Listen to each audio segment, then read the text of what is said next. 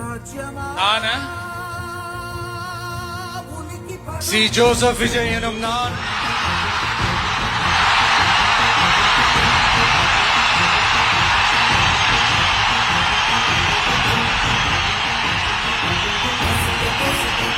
சட்டப்படி அமைக்கப்பெற்ற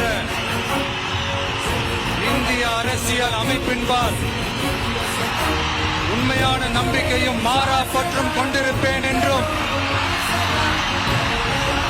இந்திய நாட்டின் ஒப்பில்லாத முழு முதல் ஆட்சியையும் உரிமையையும் நிலை நிறுத்துவேன் என்றும்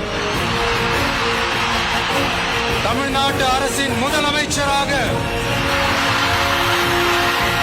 உண்மையாகவும் உளச்சான்றின்படியும் என் கடமைகளை நிறைவேற்றுவேன் என்றும் அரசியல் அமைப்பிற்கும் சட்டத்திற்கும் இணங்க அச்சமும் ஒருதலை சார்பும் இன்றி விருப்பு வெறுப்பை விலக்கி பலதரப்பட்ட மக்கள் அனைவருக்கும்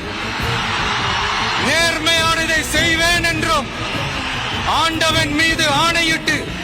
உறுதிமொழிகிறேன்.